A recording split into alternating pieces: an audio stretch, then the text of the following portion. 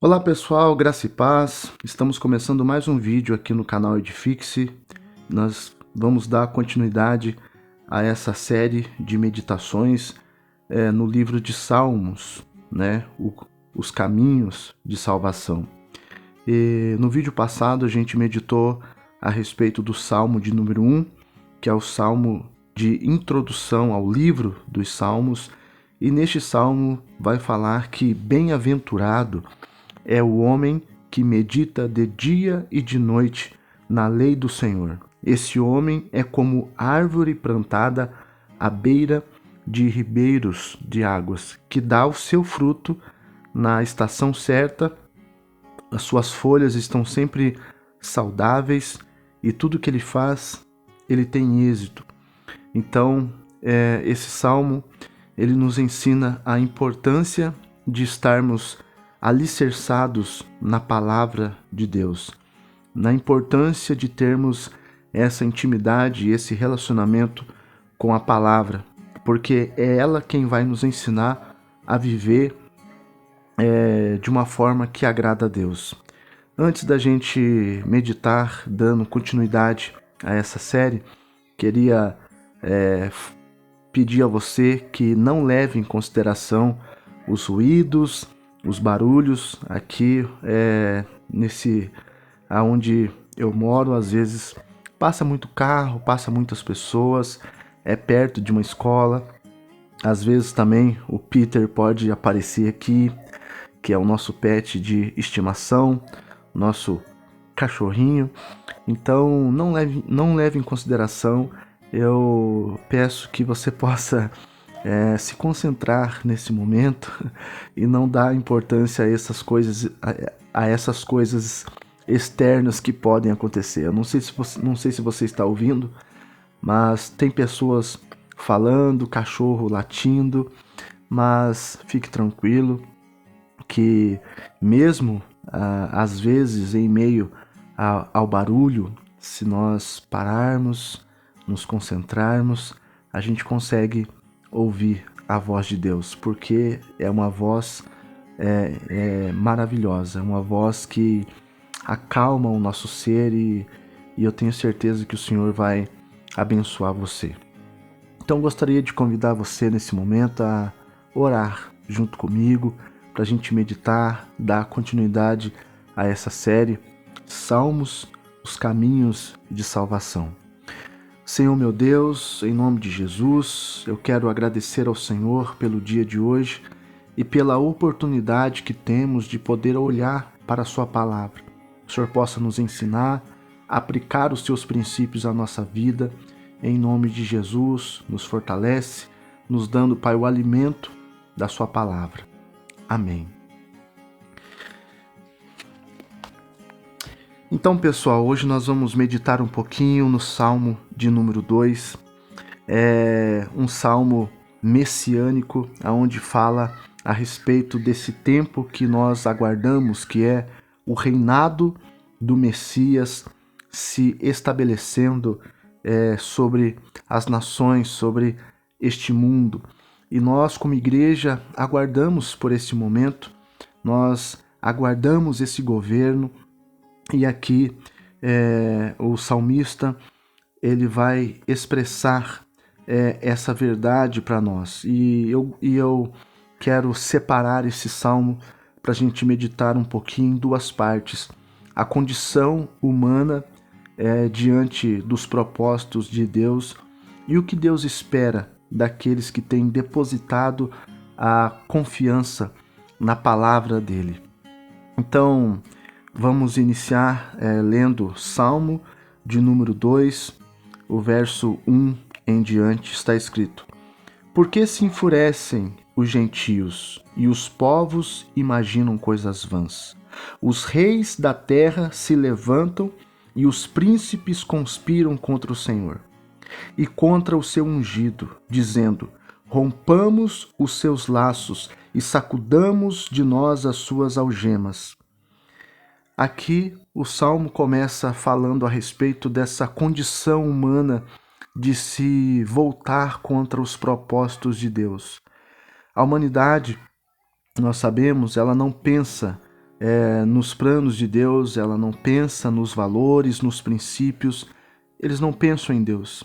Eles querem viver uma vida na qual Deus não faça parte. Eles querem viver uma vida no qual eles são o centro do seu prazer. E a gente vê isso na sociedade de hoje em dia, no mundo de hoje em dia, nos governos de hoje em dia, nas políticas que são estabelecidas para nós hoje em dia. Uma vida sem Deus, uma vida sem a influência da palavra de Deus, a qual nós excluímos Deus de tudo aquilo que traz alicerce para a nossa vida. E não é de agora, isso já acontece há muito tempo, essa condição humana de lutar contra os propósitos pré-estabelecidos de Deus. E acontecerá assim também contra o ungido do Senhor, quando o Messias vier para governar as nações. Os reis e os príncipes dessa terra se voltarão. Eles não vão desejar esse governo, eles não vão desejar esse princípio.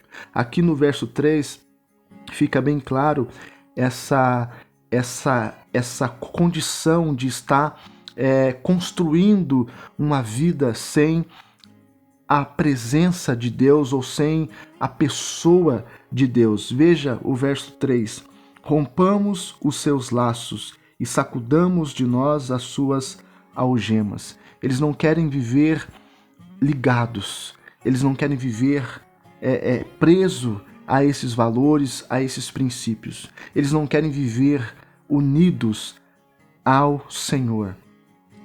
Tem um versículo da palavra de Deus e também tem uma canção que fala: com laços de amor o Senhor nos atraiu, nos amarrou a Ele. Então, essa é uma expressão muito bonita, porque fala a respeito de Deus atraindo o homem para estar perto dele, para estar junto com ele. E quando Deus faz isso, tenta atrair esses homens, essas pessoas para estar com eles, para estar com ele, elas não querem, elas não desejam estar algemadas, presa ao Senhor, presa aos seus princípios, aos seus valores, à sua palavra. Então, para nós que somos filhos, se há essa possibilidade de estarmos presos ao Senhor, que Ele nos prenda mais no seu amor. Porque o amor de Deus, quando nos prende, não é no sentido de nos privar de liberdade, mas é no sentido de dar liberdade e oportunidade para que nós possamos viver essa intimidade. Nós não queremos uma vida longe do Senhor. Nós não queremos uma vida distante dele. Nós queremos estar perto. Nós queremos estar próximo. Nós queremos estar junto. Então a gente não quer assumir essa condição que esses reis e esses príncipes desejam. Eles não querem estar algemados ao Senhor. Eles não querem estar presos nesses laços de amor. Mas nós queremos. Nós não queremos uma vida sem Ele. Nós queremos estar com Ele. E por isso, quando essa humanidade caída deseja essa vida longe de Deus, eles militam contra tudo aquilo que representa Deus, eles militam contra tudo aquilo que envolve a pessoa de Deus. E naqueles dias, na época onde o governo do Messias será estabelecido, também vai acontecer da mesma forma. As nações se voltarão contra o ungido do Senhor. Mas nós não queremos essa condição. Nós somos a igreja, os filhos que foram resgatados para viver essa intimidade. E ele continua dizendo no verso 4, que o Senhor ri, aquele que habita nos céus, o Senhor zomba deles. Na sua ira, a seu tempo, lhes há de falar, e no seu furor os confundirá. Eu, porém, constituí o meu rei sobre o meu santo monte Sião.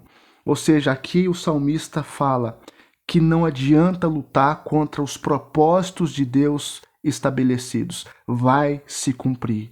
Assim será. Por mais que os homens lutem contra Deus, por mais que as nações e a humanidade se volte contra o Messias, o ungido do Senhor, ele já estabeleceu que um dia esse Messias irá reinar sobre Sião. A Nova Jerusalém que descerá dos céus, ela vai se estabelecer sobre esse monte Sião e dali o Senhor irá governar as nações. Veja só o verso 7 declarando: proclamarei o decreto do Senhor. Ele me disse: tu és meu filho, e hoje te gerei. Pede-me, e eu te darei as nações por herança, e as extremidades da terra por sua possessão. No verso 9: com vara de ferro as regerá, e as despedaçará como um vaso de oleiro.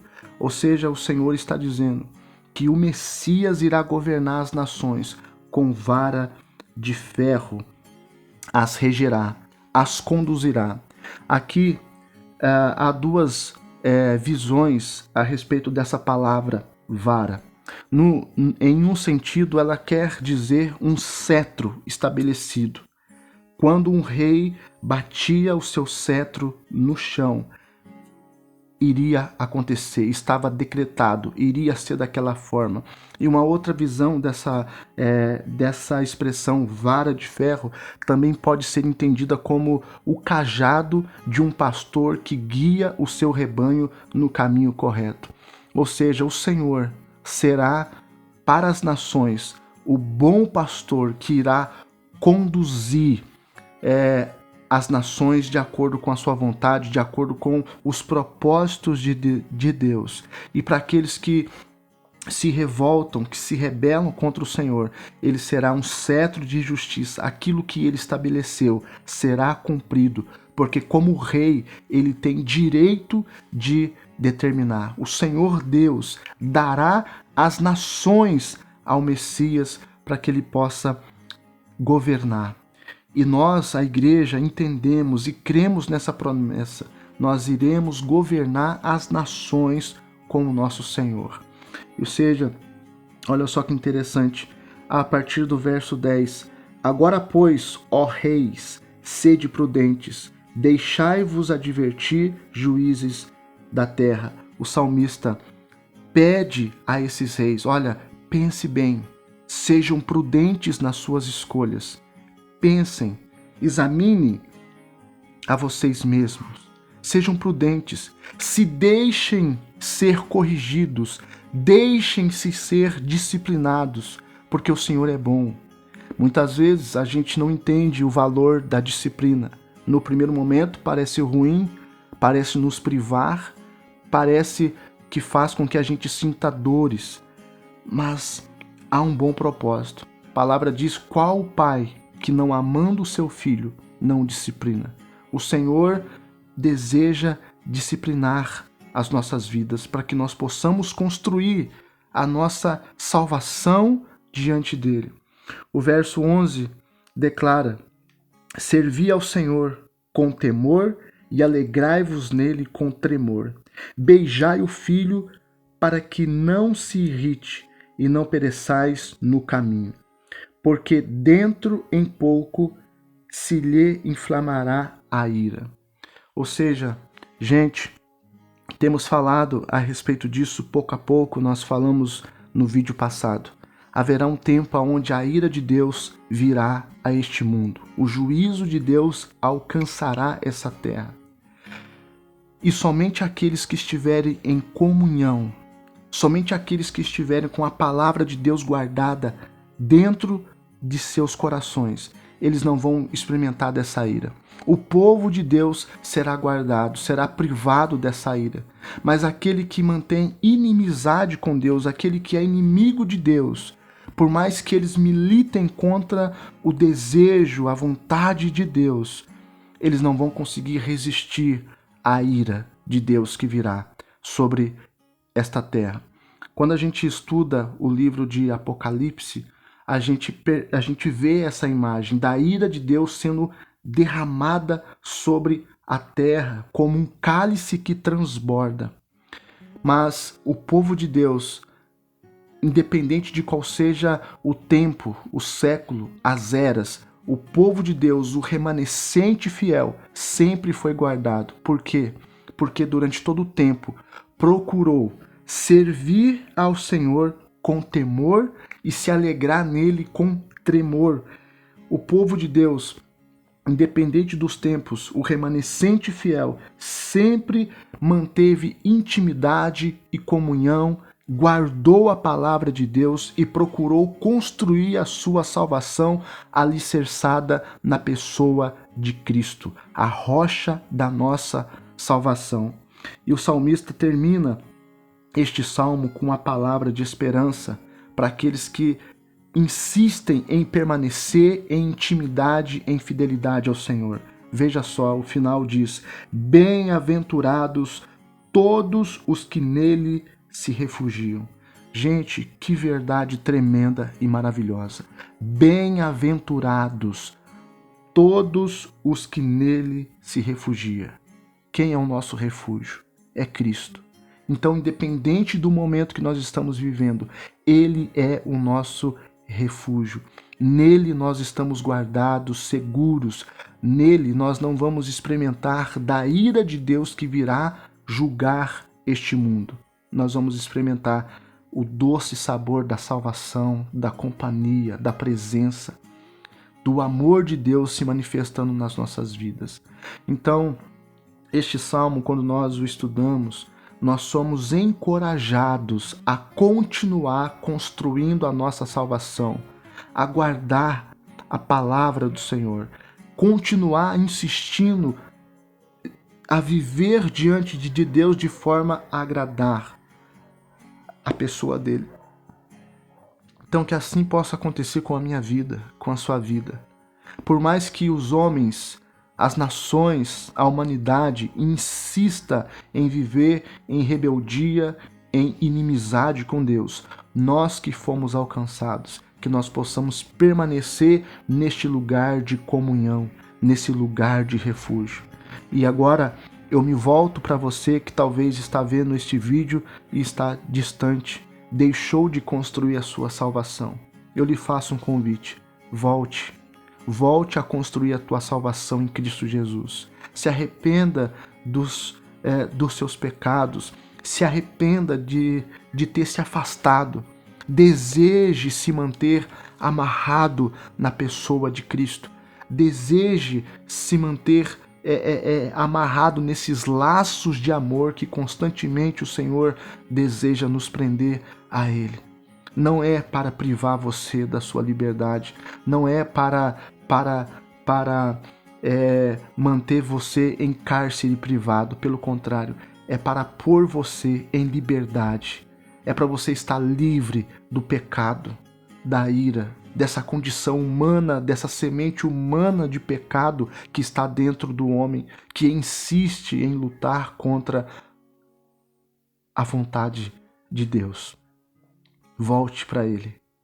Volte, porque Ele é um lugar de refúgio e Ele pode manter você em segurança. O Salmo de número 2 é um salmo que fala a respeito do governo do Messias, o reinado do Messias. É um salmo messiânico porque aponta para o futuro. Só que tem uma lição muito importante também aqui.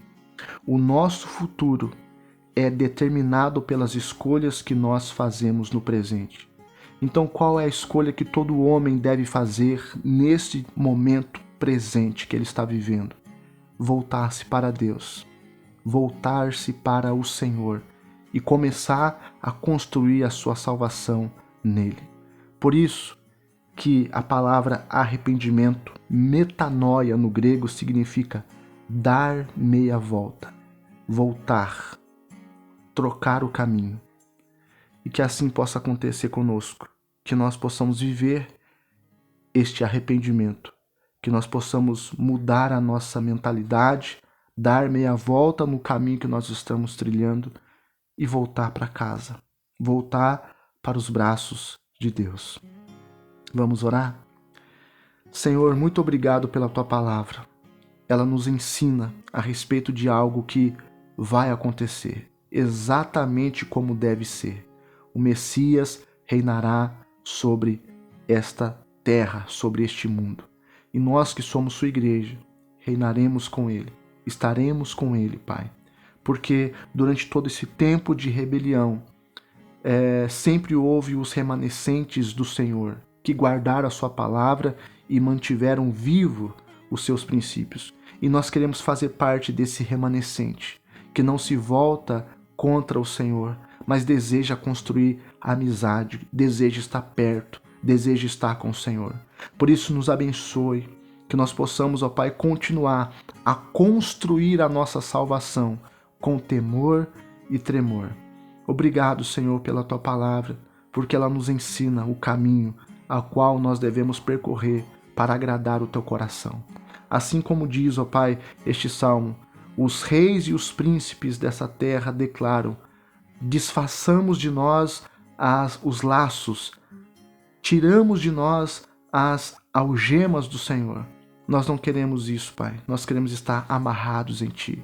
Nós queremos estar ligados a Ti. Nós queremos estar presos ao Teu amor, porque estar preso ao Teu amor é liberdade, é estar livre para viver a vida que Cristo conquistou para nós na cruz. Abençoe cada um de nós, nos inspira, nos abençoe cada dia mais e que os nossos olhos e corações se voltem para o Senhor, em nome de Jesus. Amém. Pessoal, Deus abençoe e até o próximo vídeo.